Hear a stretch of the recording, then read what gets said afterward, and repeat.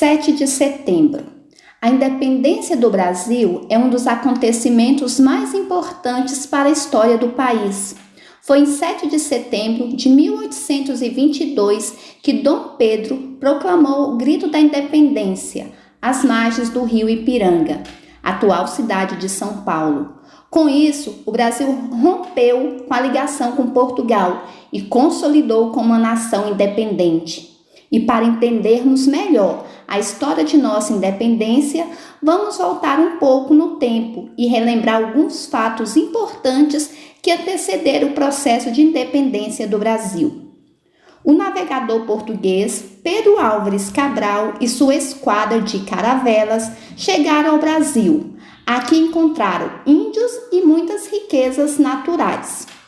O tempo passou e em 1808 o rei de Portugal e toda a sua família mudaram para o Brasil, fugindo das tropas de Napoleão Bonaparte, que invadiram Portugal.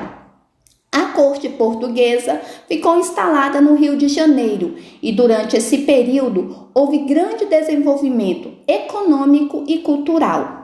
Mas em 1821 a família real volta para Portugal. Nesse período já havia uma grande insatisfação por parte dos brasileiros em continuar sob o domínio português.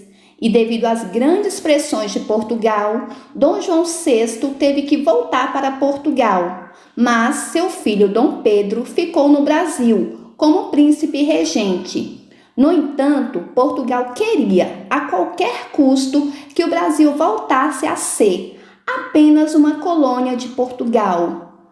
E Dom Pedro e o povo não aceitavam essa situação. E a corte portuguesa exigiu o retorno imediato de Dom Pedro para Portugal.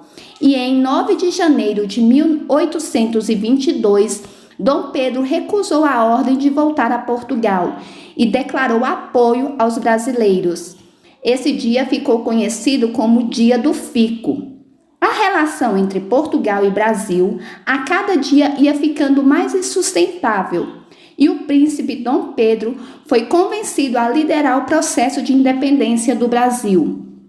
Foi então que, em 7 de setembro de 1822, às margens do rio Ipiranga, Dom Pedro proclamou a independência do Brasil com um grito: independência ou morte. E a partir dessa data, o Brasil não pertence mais a Portugal e tornou-se uma nação livre.